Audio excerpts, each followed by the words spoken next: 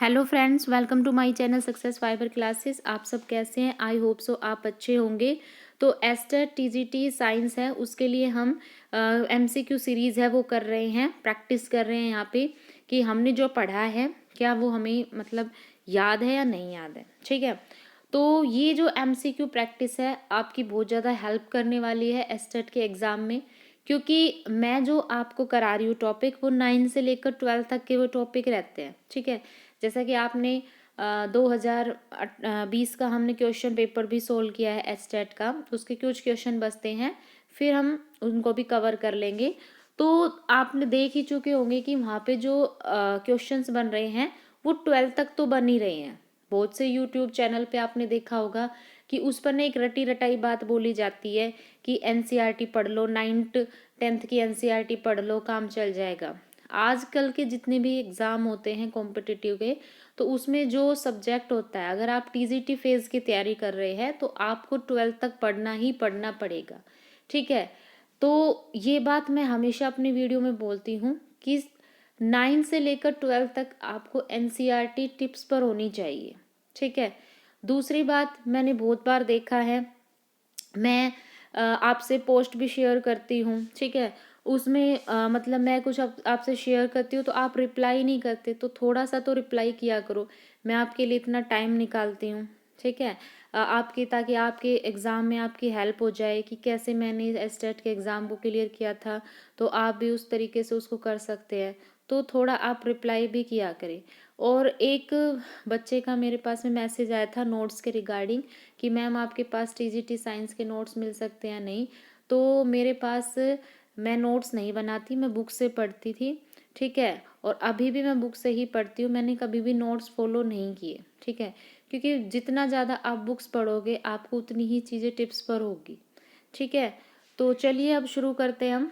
यहाँ पर हमने न्यूटन की लॉ ऑफ मोशन किया था, उसके न्यूमेरिकल्स हम उस वीडियो के अंदर कर चुके थे। ठीक है, यहाँ पर हम उसके एमसीक्यू प्रैक्टिस करेंगे और एक टॉपिक, 1 से 2 टॉपिक और इंट्रोड्यूस होंगे, तो उसके शॉर्ट में तो हम पढ़ लेंगे, लेकिन बाद में ब्रीफ में भी हम उस टॉपिक को कवर करेंगे। सबसे पहला यहाँ पर जो क्वेश्चन है ये क्या कह रहा है कि जो फिजिकल इंडिपेंडेंस है फोर्स की, वो कंसिक्वेंस है किसका? तो भाई ये किसका कॉन्सिक्वेंस होती है? First law of motion. Newton की फर्स्ट लॉ ऑफ मोशन ने क्या कहा था कि अगर कोई भी ऑब्जेक्ट है वो रेस्ट में है तो वो रेस्ट में रहेगा, और अगर वो मोशन में है तो वो मोशन में रहेगा। कब तक? वो तब तक रेस्ट या मोशन में रहेगा जब तक कि हम उस पर एक्सटर्नल फोर्स अप्लाई ना कर दे। ये न्यूटन की फर्स्ट लॉ ऑफ मोशन थी। ठीक है, सेकंड थी, सेकंड क्वेश्चन है यहाँ पे, inertia of a body is quantitative measure of its. भाई बॉडी का जो इनर्शिया होता है, ठीक है, वो किसका क्वांटिटिव मेजर होता है? मास का। तो मैंने आपको बताया था कि जो इनर्शिया होता है वो हमारा मास पर डिपेंड करता है। जितना ज़्यादा कोई भी ऑब्जेक्ट हैवी होगा, उसका मास ज़्यादा होगा, उसका इनर्शिया उतना ही ज़्यादा होगा। ठीक है, जैसे मान लो आपको एक बॉल दे दी जाए और एक पत्थर दे दिया जाए और पूछा जाए कि इसमें किसका इनर्शिया ज़्यादा होगा, तो जिसका मास ज़्यादा होता है इनर्शिया उसी का ही ज़्यादा होगा, तो उसमें पत्थर का इनर्शिया क्या होगा? ज़्यादा होगा। उसके बाद नेक्स्ट क्वेश्चन है, कोई एक पैसेंजर है, वो ट्रेन के अंदर मूव कर रहा है और एक कॉइन को टॉस कर रहा है, तो ये कह रहा है कि the coin will fall back. मतलब चलती हुई ट्रेन में कोई पैसेंजर कॉइन को टॉस कर रहा है, तो कॉइन है वो पीछे की तरफ गिरेगा ऑन हिज हैंड्स। तो इसमें क्या होगा कि जो कॉइन है वो पीछे की तरफ गिरेगा ऑन हिज हैंड्स। ठीक है, उसके बाद नेक्स्ट है यहाँ पे क्वालिटेटिव डेफिनेशन, ये पूछ रखा है फोर्स की, वो किस लॉ के अंदर बताई गई है? तो भाई ये हमारी बताई गई है फर्स्ट लॉ ऑफ मोशन। यहाँ पे फोर्स की क्वालिटी के बारे में बताया गया है कि कोई भी ऑब्जेक्ट रेस्ट में है वो रेस्ट में रहेगा, और वो मोशन में है वो मोशन में रहेगा। ये तब तक रहेगा जब तक कि हम उस पर कोई भी एक्सटर्नल फोर्स अप्लाई ना कर दे। जैसे ही हम एक्सटर्नल फोर्स अप्लाई करेंगे, ठीक है, जो रेस्ट वाली स्टेट है वो डिस्टर्ब हो जाएगी, और जो कंटिन्यूस मोशन वाली स्टेट है वो भी क्या होगी? डिस्टर्ब होगी। तो क्वालिटी कौन बताता है? First law of motion. First law of motion को हमने गैलीलियो लॉ भी बोला था और लॉ ऑफ इनर्शिया भी बोला था। ठीक है, उसके बाद नेक्स्ट क्वेश्चन है यहाँ पर, rocket works on the principle of conservation of. जो रॉकेट्स होते हैं, ठीक है भाई, जब रॉकेट्स है वो छुटाए जाते हैं तो वो किसके प्रिंसिपल पर वर्क करते हैं? तो ये कंजर्वेशन ऑफ मोमेंटम पर वर्क करते हैं। ठीक है, अभी हम आगे कंजर्वेशन ऑफ मोमेंटम भी पढ़ेंगे क्या होता है, ठीक है।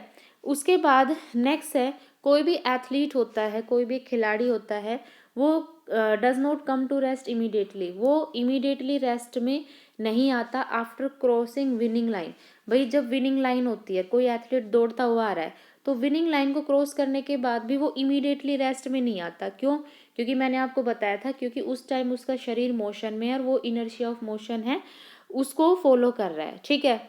हाँ, उसके बाद यहाँ पर नेक्स्ट क्वेश्चन है, ये है rain drop are spherical due to, तो ये सरफेस टेंशन के कारण होती है। सरफेस टेंशन के क्वेश्चन एस्टेट में बहुत कम आते हैं, रेयर चांस में पूछे जाते हैं।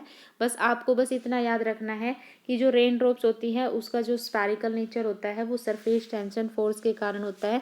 उसके बाद नेक्स्ट क्वेश्चन है फ्रिक्शन इज, तो मैंने आपको बताया था फ्रिक्शन के लिए कोई भी दो बॉडी क्या है, उनकी सरफेस आपस में कॉन्टैक्ट में आनी चाहिए, तो ये एक टाइप का क्या है, कॉन्टैक्ट फोर्स है।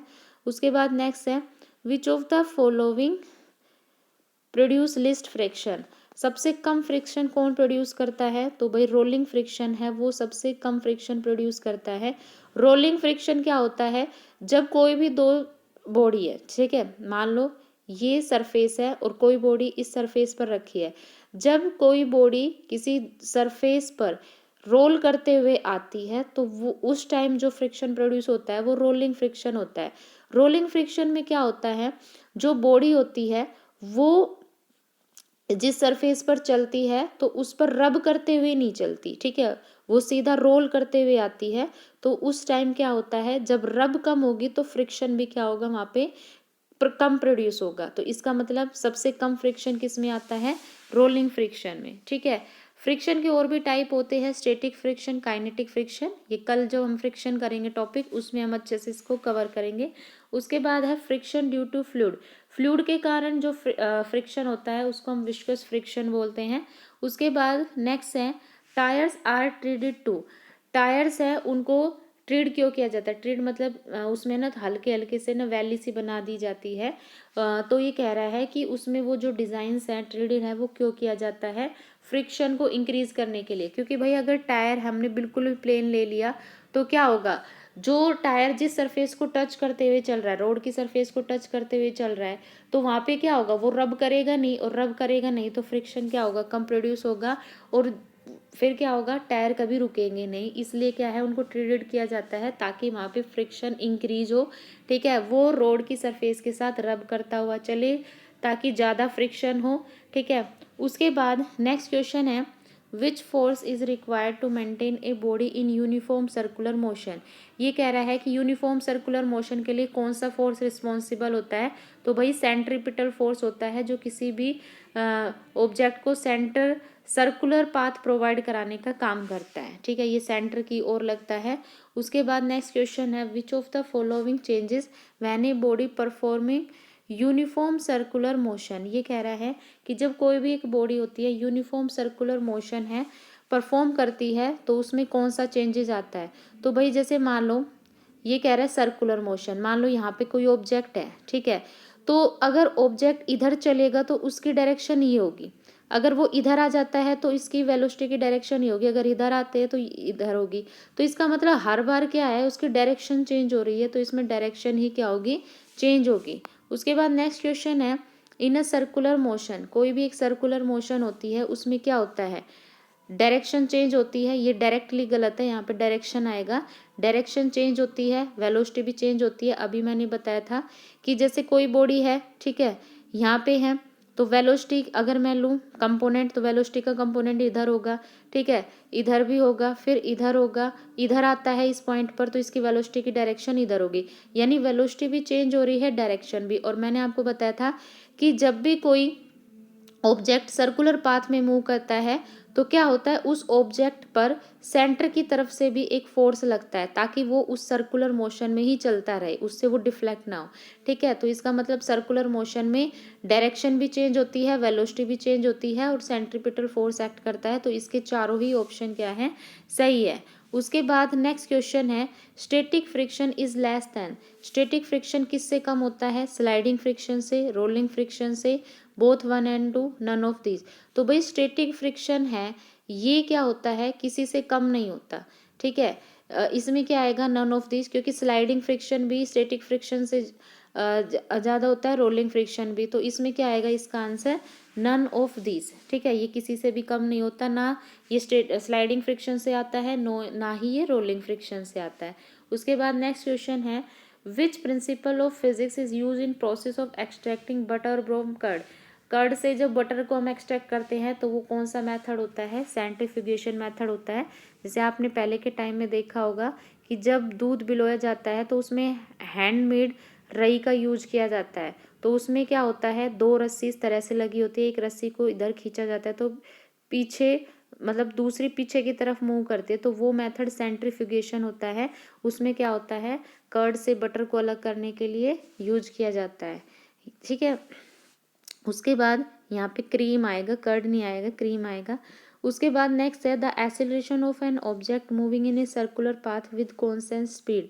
ये कह रहा है कि कोई भी एक ऑब्जेक्ट है उसका एक्सेलरेशन सर्कुलर पाथ में वो मूव कर रहा है कांस्टेंट स्पीड के साथ, तो वहाँ पे क्या होगा, ये वेरिएबल एक्सेलरेशन होगा, एक्सेलरेशन रेडियली आउटवर्ड होगा, यूनिफॉर्म डिक्लेरेशन होगा या यूनिफॉर्म एक्सेलरेशन होगा। तो ये इसका आंसर आएगा यूनिफॉर्म एक्सेलरेशन तो नहीं होगा, इसका आंसर होगा वेरिएबल एक्सेलरेशन। क्यों, क्योंकि यहाँ पे ऑब्जेक्ट की क्या है, अभी हमने बात की थी सर्कुलर पाथ में जब मूव करता है तो ऑब्जेक्ट क्या है, उसकी वेलोसिटी चेंज होती है। तो वेलोसिटी चेंज होगी तो एक्सेलरेशन भी चेंज होगा, क्योंकि हमें पता है एक्सेलरेशन क्या होता है, change in velocity with time. तो अगर वेलोसिटी चेंज होती है सर्कुलर मोशन में, ठीक है, तो दैट मीन्स वहाँ पे एक्सेलरेशन भी वैरी करेगा। तो इसका आंसर क्या आएगा, वेरिएबल एक्सेलरेशन। ठीक है, क्योंकि एक्सेलरेशन किस पर डिपेंड करता है, एक्सेलरेशन हमारा डिपेंड करता है वेलोसिटी के ऊपर, चेंज इन वेलोसिटी के ऊपर। उसके बाद नेक्स्ट क्वेश्चन है, when a body of certain mass fall freely from a height. मान लो कोई भी एक बॉडी है वो हाइट से नीचे गिराई जा रही है, मान लो यहाँ पे ये हाइट है, ठीक है, अब कोई बॉडी फ्रीली यहाँ से गिराई जा रही है, तो कह रहा है कि इस केस में क्या होगा। तो भाई हमें पता है कि पोटेंशियल एनर्जी क्या होती है, ड्यू टू डिस्प्लेसमेंट, और काइनेटिक एनर्जी क्या होती है, due to motion. Due to motion जो स्पीड आती है, एनर्जी आती है, उसको हम काइनेटिक एनर्जी बोलते हैं। ड्यू टू डिस्प्लेसमेंट जो आती है उसको हम पोटेंशियल एनर्जी बोलते हैं। तो अब बॉडी फ्रीली फॉल हो रही है नीचे, इसका मतलब मूव करती आएगी तो काइनेटिक एनर्जी इंक्रीज होगी, और ठीक है, और क्या आ रही है, मतलब नीचे आ रही है, तो उसकी पोटेंशियल एनर्जी क्या होगी, डिक्रीज होगी, क्योंकि जब काइनेटिक एनर्जी इंक्रीज होती है तो पोटेंशियल एनर्जी क्या होती है, डिक्रीज होती है। ठीक है, उसके बाद इसका आंसर क्या आएगा, फर्स्ट। उसके बाद नेक्स्ट क्वेश्चन है, जब बस सडनली स्टार्ट मूविंग, कोई भी बस जब सडनली मूव करती है, स्टार्ट होती है, तो passenger sitting inside the bus are push backward. मतलब जब बस अचानक से चलती है तो उसमें बैठे हुए पैसेंजर है वो पीछे की तरफ उनको धक्का लगता है। तो ये कह रहा है कि it is a example of which law of Newton. तो ये कह रहा है कि ये न्यूटन की किस लॉ का एग्जाम्पल है। तो भाई ये मैंने आपको बताया था, न्यूटन की जो फर्स्ट लॉ ऑफ मोशन है, जिसको हम लॉ ऑफ इनर्शिया भी बोल रहे हैं, ठीक है, ये उसका एग्जाम्पल है। ठीक है, क्योंकि उसमें क्या होता है, बॉडी अगर रेस्ट की स्टेट में है तो वो रेस्ट में चेंज को अपोज करती है, और अगर बॉडी मूव कर रही है तो वो मूविंग स्टेट में चेंज को अपोज करती है। ठीक है, तो ये किसका एग्जाम्पल है, फर्स्ट लॉ ऑफ मोशन का एग्जाम्पल है। उसके बाद नेक्स्ट क्वेश्चन है, डायमेंशन इक्वेशन बतानी है फोर्स की। तो कैसे निकालेंगे, हमें पता है फोर्स का फॉर्मूला क्या होता है, मास इनटू एक्सीलरेशन। ठीक है, मास इनटू एक्सीलरेशन क्या होता है, चेंज इन वेलोसिटी अपॉन में टाइम। ठीक है, वेलोसिटी क्या होती है हमारी, डिस्प्लेसमेंट अपॉन टाइम। तो डिस्टेंस की यूनिट क्या होती है, मीटर। टाइम की यूनिट क्या होती है, सेकेंड इनवर्स। तो यहाँ से क्या आ जाएगा, मीटर पर सेकेंड। मास हमारा होगा, तो मास के लिए हम m यूज़ करते हैं, तो यहाँ पे क्या आ जाएगा, m के लिए तो क्या आएगा 1। अब हमें इसके लिए निकालनी है dv अपॉन dt। तो v की यूनिट क्या थी, मीटर पर सेकेंड। ठीक है, और नीचे टाइम है तो ये भी क्या है, सेकेंड इनवर्स है। ठीक है, तो इसका मतलब क्या होगा, जब ये ऊपर आएगा तो इसका मतलब टाइम की यूनिट होगी सेकेंड, तो ये ऊपर जाएगा तो इसकी पावर माइनस हो जाएगी, तो इसका आंसर आएगा मीटर की पावर 1, मास की पावर 1। ठीक है, और मीटर हमारा लेंथ होती है, तो लेंथ की पावर 1, और सेकेंड जब ऊपर जाएगा तो -1 ऑलरेडी ऊपर है, और ये ऊपर जाएगा तो -1 -1 -1 -2 हो जाएगी, यानी इसका आंसर क्या आ जाएगा हमारा, थर्ड ऑप्शन। जो डायमेंशन इक्वेशन होती है फोर्स की वो m1L1 T-2 होगी। ठीक है, उसके बाद लास्ट जो क्वेश्चन है आज का, ये कह रहा है कि why does a cricket player catch a fast moving ball by pulling it's hand bag, कि जब कोई क्रिकेट प्लेयर होता है वो कैच पकड़ता है तो वो अपने हाथ को पीछे खींचता है, क्यों? ताकि जो बॉल है वो रेस्ट में आ सके, क्योंकि अगर वो अपने हाथ को पीछे नहीं खींचेगा तो उसके हाथ पर क्या होगी, चोट लग जाएगी, क्योंकि बॉल की जो बॉल है वो मोशन करती हुई आ रही है, तो उस टाइम उसमें काइनेटिक एनर्जी बहुत ज़्यादा होती है। तो अगर वो अपने हाथ को एज इट इज़ रखेगा तो उसके हाथ पर चोट लगने के चांसेस हो जाएंगे। तो वो अपने हाथ को पुल बैक इसलिए करता है क्योंकि जब बॉल आएगी तो धीरे धीरे अपनी स्पीड को डाउन करेगी और हाथ में चोट लगने के चांसेस भी क्या हो जाएंगे, कम हो जाएंगे। ठीक है, तो ये हमारा यहाँ पे न्यूटन की लॉ ऑफ मोशन के क्वेश्चन हमने डिस्कस कर लिए। कल हम फिजिक्स में जो टॉपिक पढ़ेंगे वो फ्रिक्शन पढ़ेंगे। ठीक है, और जो मोमेंटम है, law of conservation of momentum, वो हम कवर करेंगे। तो आई होप आपको वीडियो अच्छी लगी है। चैनल को लाइक शेयर सब्सक्राइब कीजिए। Thank you very much.